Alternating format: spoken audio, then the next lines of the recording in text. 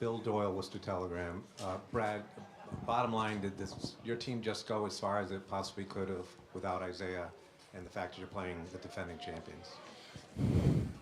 I think as a coach, you always believe you can win the next game because you believe you can win the next possession. I thought we, played a little too haphazard tonight. I didn't think it was a lack of effort at the beginning.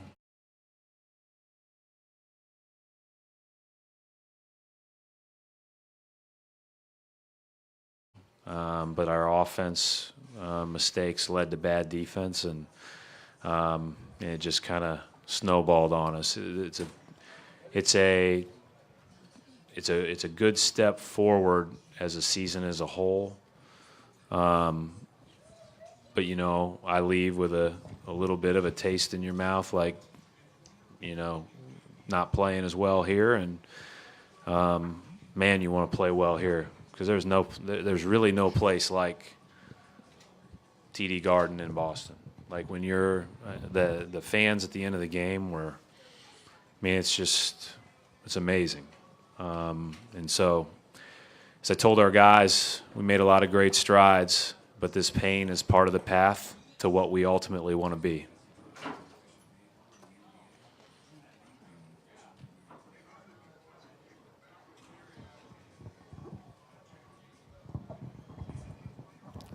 Brad, Steve Belpet, Boston Herald. Every summer there's roster turnover. How difficult is that going to be with the group you had this year, considering what you guys had built and just how things went there? It's difficult every year whenever you don't have guys back. I think you share a bond. Like, I think we had our first practice 8 months ago tomorrow.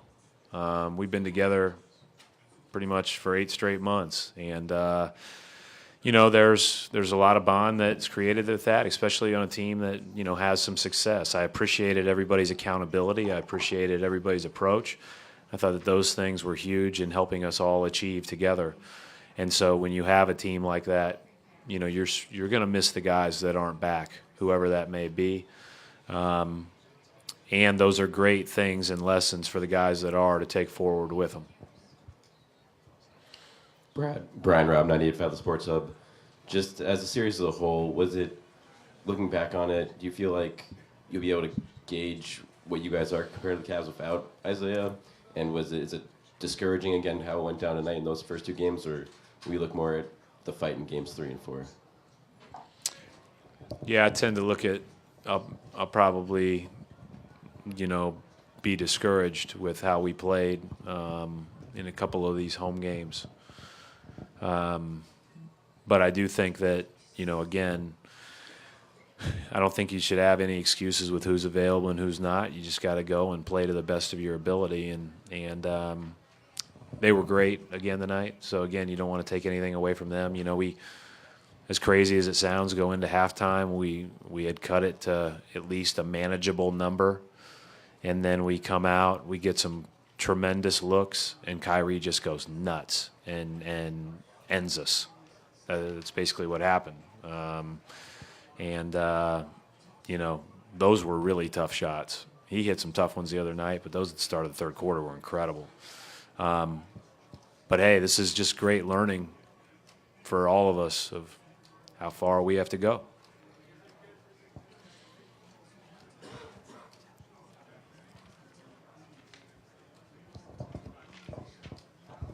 Coach Mark D'Amico, Celtics.com. You've talked all season long about how these guys play with chips on their shoulders and backs against the wall. They always respond. Throughout this playoffs, they did the same thing. How proud are you of this group? Yeah, I liked coaching this group a lot. I liked being around this group a lot. I appreciate what each guy has brought to the table and however long their tenure has been. I don't think you can always say that. Go all the way down the roster and say you appreciate each guy, and each guy got better, which I'm really excited about. So that's our task. We got a long way to go. We had a great year. We made, in some ways, we made a run at it. We made progress. but not good enough. And, you know, I've said this before, if you coach in Boston, good enough's what matters. Brad, Gary Watch from Boston Globe. From this series, what do you want the players to take into the summer? I mean, it seemed like they're a little ways away, obviously, from elite. I mean, what do you want each individual player to take away? Well, I think collectively you take away what elite looks like, because I think we saw it firsthand, especially in these home games. You know, and we'll see how they match up against Golden State and how that goes. But then individually, you know, there's room for improvement on everybody.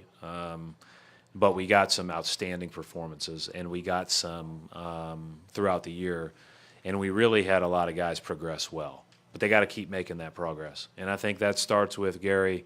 They got to take some time to rest, but then it's a holistic commitment. It's the way you eat, it's the way you sleep, it's the way you treat your body in the off season, it's how hard you work at the little things you need to do better, but more importantly, what you do best, perfecting those things. And so we'll come up with a game plan for each guy, communicate that appropriately, whether they decide to stay here and work out with our coaches or, you know, go on and work out wherever. When they come back, you know, the expectation is everybody's a little bit better. And that goes for me and the rest of the coaches too. I mean, I don't think anybody in there is satisfied, which is a good thing. Jared White, CLNS Media Network. Do you feel overall, besides winning a title, that you guys met all of your objectives for the season? I don't have any objectives other than winning the whole thing.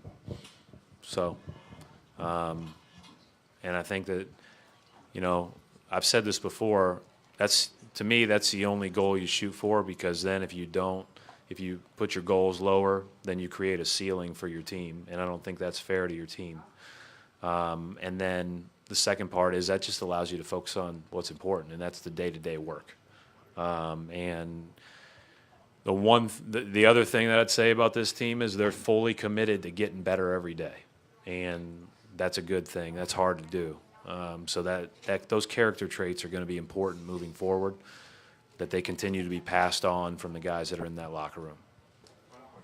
Brad, Chris Gasper, Boston Globe. How do you balance the affinity and affection and admiration you have for the guys that are currently on your team and how hard they've worked with sort of the reality of the NBA? It's such a talent-driven league, and you look at the two teams in the finals, and those are superstars, all-stars on those rosters. And every year you're going to lose guys.